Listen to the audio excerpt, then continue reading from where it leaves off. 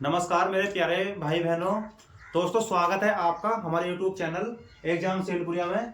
दोस्तों जो UP police constable का जो 3 वर्ष की छूट दी है, भले ही उसमें कंपटीशन बढ़ गया हो, मगर हम हैं आपके लिए जो यूपी पुलिस कांस्टेबल का जो हमारी हिंदी चलेगी। अगर वे हमारी आप क्लास लेते हैं दोस्तों, निश्चित ही आप यूपी पुलिस कांस्टेबल में एक अच्छा स्कोर कर सकते हैं। तो दोस्तों आज जो हमारी क्लास है वो बड़वाला चैप्टर की क्लास है, हमारी हिंदी की पहली क्लास है। दोस्तों अगर आपको वीडियो अच्छी लगे तो वीडियो को लाइक करें और चैनल को सब्सक्राइब करें। दोस्तों अपने एक नोट्स लेकर बैठे जो हाथों हाथ टाइप कर सको, फिर जो एग्जाम टाइम आएगा उसका रिवाइज ही दबा के करना दोस्तों, जो आप अच्छे से अच्छा स्कोर कर पाओ। तो दोस्तों करते हैं आज की वीडियो स्टार्ट। जो हमारा आज का चैप्टर है वो है बड़वाला। तो बड़वाला से पहले जो मुख्य बातें हैं हिंदी की उस पर चलते हैं। जो हमारा हिंदी है, हिंदी जो हमारा फारसी भाषा का शब्द है दोस्तों। कौन सी भाषा का शब्द है हमारा पूछा गया है यूपी पुलिस कांस्टेबल में ही 2018 पूछा गया था क्वेश्चन कि हमारा जो हिंदी है वो कौन सी भाषा का शब्द है। तो हिंदी जो है हमारा फारसी भाषा का शब्द है। ये फारसी भाषा का शब्द तो है, मगर ये सबसे पहले किसने लिया था इसका नाम? तो ईरानियों के द्वारा इसका नाम लिया गया था दोस्तों। ईरानियों के द्वारा हिंदी का नाम लिया गया था। और ये हिंदी कौन सी भाषा का शब्द है? तो हिंदी हमारा फारसी भाषा का शब्द है। मोस्ट इंपोर्टेंट क्वेश्चन दोस्तों जी के में पूछा जाता है, और यूपी पुलिस के हिंदी के सेट में पूछा जा सकता है क्वेश्चन कि हिंदी दिवस कब मनाया जाता है। तो हिंदी दिवस जो है हमारा 14 सितंबर को मनाया जाता है। 14 सितंबर को पूछ लगा विश्व हिंदी दिवस कब मनाया जाता है? तो विश्व हिंदी दिवस हमारा 10 जनवरी को मनाया जाता है। 10 जनवरी को पूछेगा अंतरराष्ट्रीय मातृभाषा दिवस कब मनाया जाता है? तो हमारा 21 फरवरी को मनाया जाता है। और जो हमारा अंतरराष्ट्रीय मातृभाषा दिवस है ये हमारा कहां से बनाना स्टार्ट हुआ था? ये हुआ था हमारा बांग्लादेश से बनना ये स्टार्ट हुआ था। हमारा अंतरराष्ट्रीय मातृभाषा दिवस तो हमारा 21 फरवरी, और विश्व हिंदी दिवस हमारा 10 जनवरी है, और हिंदी दिवस कितना है हमारा 14 सितंबर है। आते हैं बड़माला पे। बड़माला अब स्टार्ट करते हैं। बड़माला जो हमारा देवनागरी लिपि से संबंधित है। हमारा जो बड़माला जो लिखी जाती है वो देवनागरी लिपि में लिखी जाती है, जो हमारी बाएं से दाएं, बाएं से दाएं की ओर लिखी जाती है। ठीक है दोस्तों, बड़माला व्यवस्थित क्रम को क्या कहते हैं? बड़माला जो कहते हैं, क्या कहते हैं? बड़माला मतलब वर्णों के व्यवस्थित क्रम को कहते हैं बड़माला कहते हैं। और वर्णों के अव्यवस्थित क्रम को पूछा जाता है दोस्तों ये वाला क्वेश्चन। बड़माला के व्यवस्थित क्रम को बड़माला कहते हैं, ये तो सबको पता है, मगर बड़माला के अव्यवस्थित क्रम को क्या कहते हैं? तो उसे कहते हैं वर्ण समूह। एग्जाम्पल, बड़माला क्रम क्या है? मतलब कै ख ग, मतलब जो लगातार चलते हैं, क्या ख ग घ ये चलते हैं। और वर्ण समूह जो है जो अलग अलग आते हैं, जैसे ख क, मतलब जो अपने क्रम में ना हो, जो अव्यवस्थित हो, उन्हें कहते हैं हम वर्ण समूह कहते हैं। और जो वर्णमाला कहते हैं वो कहते हैं जो अपने क्रम में हो। तो दोस्तों अगर वर्णमाला पूछे कि वर्णमाला में टोटल वर्ण कितने होते हैं, तो हाल ही में जो हमारा विशिष्ट व्यंजन है ये एक सम्मिलित किया गया है। तो अब टोटल जो वर्णमाला बन गई है तो वो 53 वर्णों की बन गई है। वर्णमाला में टोटल कितने वर्ण होते हैं? तो 53। पूछेगा पहले कितने होते थे? तो 52 होते थे, प्लस 1 हो गया था। अब कितने वर्ण हो गए हैं? तो 53 हो गए हैं दोस्तों। ये विशिष्ट व्यंजन जोड़ा गया है इसमें। अभी पीछे जो हमारी रिसेंट की किताब, हमारी जो हाल ही की किताबें हैं, जो अपडेटेड किताबें हैं, उसमें जो वर्णमाला की संख्या है वो 53 हो गई है दोस्तों। हेलो कंप्लीट है। आगे चलते हैं। वर्णों के भेद पूछेगा। वर्णों के भेद, तो वर्णों के भेद कितने प्रकार के होते हैं? तो 2 प्रकार के बताने हैं आपको। नंबर 1 कौन सा होता है? ये नंबर 1 स्वर होता है, और नंबर 2 कौन सा होता है? नंबर 2 व्यंजन होता है। अच्छा ये बताओ, स्वर में जो संख्या होती है, स्वरों की संख्या वो कितनी होती है दोस्तों? 11 होती है। और स्वरों के भेद पूछेगा तो स्वरों के भेद कितने होते हैं? तो वे 3 होते हैं। और स्वरों की मात्राएं पूछेगा कि हमारी वर्णमाला में मात्राएं कितनी होती हैं? तो वर्णमाला में मात्रा होती है 10।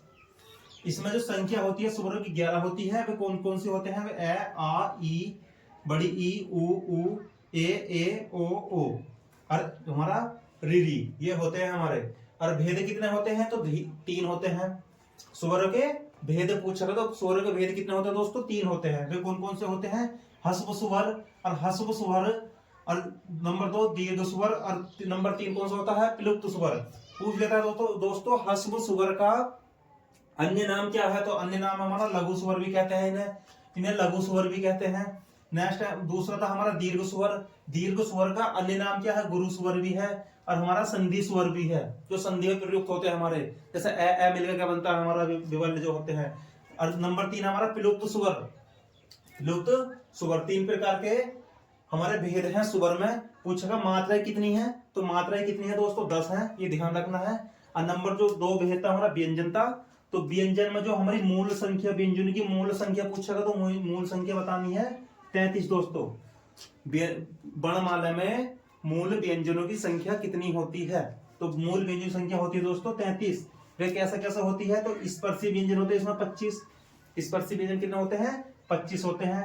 अंतस्थ व्यंजन कितने होते हैं 4 होते हैं, और ऊष्म व्यंजन कितने होते हैं हमारे 4 होते हैं। तो ये टोटल मिलकर कितने बन जाते हैं दोस्तों, तो ये बन जाते हैं हमारे 33। ये टोटल कितने बन जाते हैं 33 बन जाते हैं। पूछेगा कि वर्णमाला में कुल व्यंजनों की संख्या कितनी है, तो किसी किसी बुक में ये 45 भी दी गई है, और जो नई अपडेट किताबें हैं उनमें ये 39 भी दी गई है। अधिकतर जो मान्यता हुई है इसकी, तो वो हुई है हमारी 39। तो 39 कैसे हुई है, तो 33 तो हमारे मूल ये है ही, 33 तो हमारे मूल हैं, ये मूल व्यंजन, और प्लस इसमें जो है 4 ये तो, और 2 ये 6 और जुड़ जाते हैं दोस्तों। तो 33 और 6 कितने हो जाते हैं दोस्तों, ये हमारे 39 हो जाते हैं, प्लस 6 मिला कितना बन जाते हैं 39, क्योंकि 33 तो हमारे मूल हैं, और 2 हमारे संयुक्त व्यंजन, सॉरी 4 जो हमारे संयुक्त व्यंजन जुड़ जाते हैं, और 2 हमारे द्विगुण व्यंजन जुड़ जाते हैं। तो दोस्तों आपको टेंशन नहीं लेनी कि स्पर्शी व्यंजन कौन से होते हैं, ये हम आने वाली वीडियो में आपको बताएंगे बिल्कुल इत्मीनान से। आपको टेंशन नहीं लेनी किसी बात की भी कि हमारे स्पर्शी व्यंजन कौन से होते हैं, अंतस्थ व्यंजन कौन से होते हैं, ऊष्म व्यंजन कौन से होते हैं, ये सब आपको बिल्कुल विस्तार से बताए जाएंगे इनके बारे में, कि कौन से अंतस्थ व्यंजन होते हैं, कौन से ऊष्म व्यंजन होते हैं। इनसे आपको घबराना नहीं है देख के।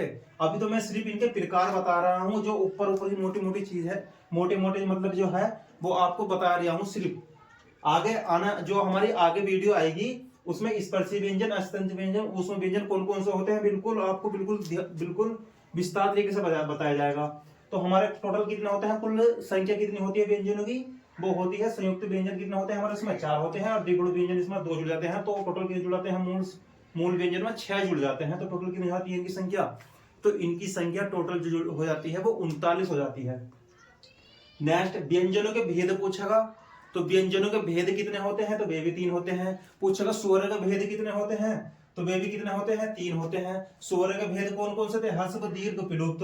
और इसमें व्यंजनों के भेद जो होते हैं हमारे वाले कौन कौन से बनेंगे, स्पर्शी व्यंजन, अंतस्थ व्यंजन और ऊष्म व्यंजन। बिल्कुल टेंशन नहीं लेनी है, क्योंकि स्पर्श व्यंजन, ऊष्म व्यंजन और जी हमारे अंतस्थ व्यंजन में आने वाली नेक्स्ट वीडियो में आपको बिल्कुल इत्मीनान से समझाऊंगा बिल्कुल।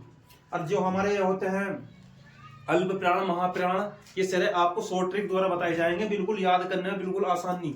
ठीक है दोस्तों, आगे चलते हैं। नेक्स्ट आगे क्या है, आगे जो हमारा ह्रस्व आज जो पढ़ेंगे हम, आज जो हमारा टॉपिक है वो सिर्फ उसमें हम स्वर आज कंप्लीट करेंगे।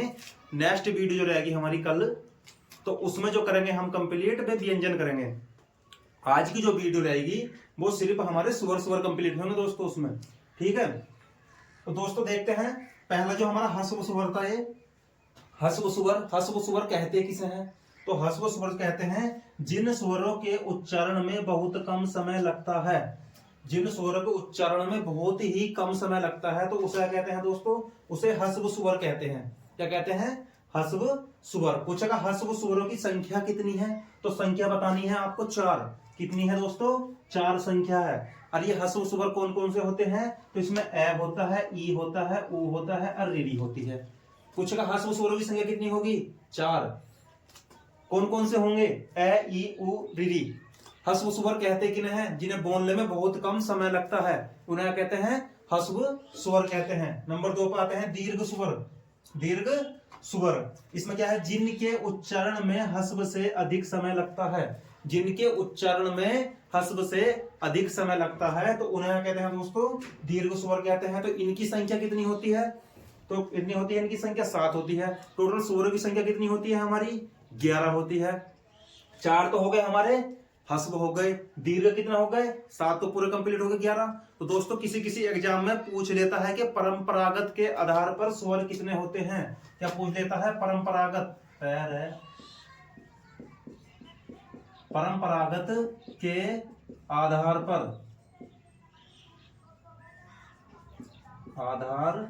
पर स्वर, परंपरागत के आधार पर स्वर अगर पूछे आपसे तो 13 आपको संख्या इनकी बतानी है। वरना स्वर जो हमारे कितने प्रकार के होते हैं? 11 प्रकार के होते हैं। हस्व कितने? हस्व जो होते हैं 4 और ये हमारे दीर्घ स्वर होते हैं 7। परंपरागत आधार पर कितने होते हैं? 13।